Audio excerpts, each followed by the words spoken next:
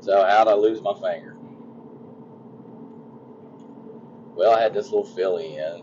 I was starting under saddle, just a little bitty thing. She was probably 13, 2 or 3 at the most. And from day one, she was a puller. She liked to pull back, set back on the road. So she's only there for 30 days. I did plenty of ponying on her and driving her and lots of groundwork. So pretty much thought I had that taken care of. She was a real sweetheart under saddle too. Never had any problems out of her. She's just a real nice little quarter horse pony. Not very old. She's a 3-year-old. So I just took my last rider on her Saturday morning. It's about 7 a.m.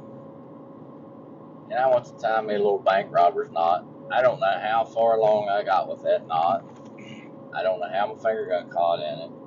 But she set back. And this wasn't no quick set back, feel the halter, get back to pressure. It was a setback and keep back and kind of pull. And as soon as I was in the middle of tying my knot, I just grabbed a hold of that rope around the knot area and was just trying to squeeze it tight because she's just a little bitty thing.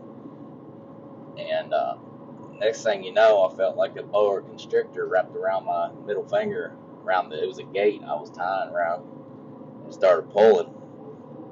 And she broke loose there, and I pulled my hand out, and I was like, damn, I cut my hand. And I looked down, and I was like, shit, where's the top of my finger? It was completely gone. So basically from just below the nail bed, it popped the finger clear off. And then I'm like, oh shit, blood was squirting out, covered the side of my leg and my boot. I'm looking around, where the hell's my finger? I bet they can put this thing back on.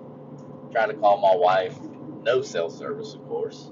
We've been having trouble with our phones for some reason, and of course now would be the time it wouldn't work. So I keep looking and looking for this damn finger, and then finally I found it. It was about 10 feet behind me. It must have popped it off just like a daisy. You ever pop the head off a daisy? That must have been what happened to my finger. So I went to the emergency room at the local hospital, and they decided they were going to try to save my finger. I brought it with me and found it, carried it in, and they threw it in some ice. I threw it in some ice on the way, and then they put it in.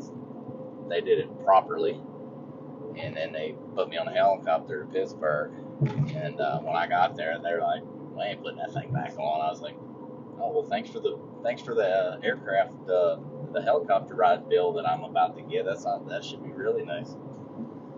So they didn't even attempt to sew it back on.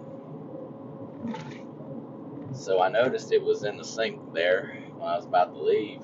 I was all cleaned up. That basically they just got a pair of nippers and nipped the bone that was remaining, that was like kind of sharp.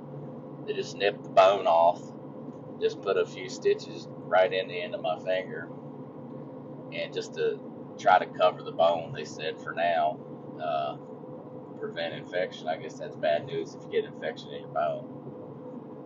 So I'm about to leave, and that finger's still in the sink.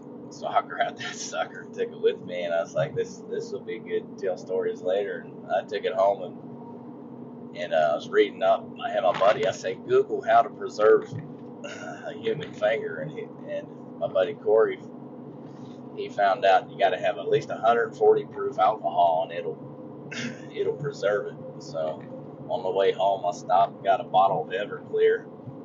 I got back to the Walmart area getting some bandages and stuff so I could keep it clean or whatever, and I dropped it in that Everclear. It's in a mason jar right now, so it'll come in handy to tell stories around the farm there sometime when I have some company over and show off my fingertip.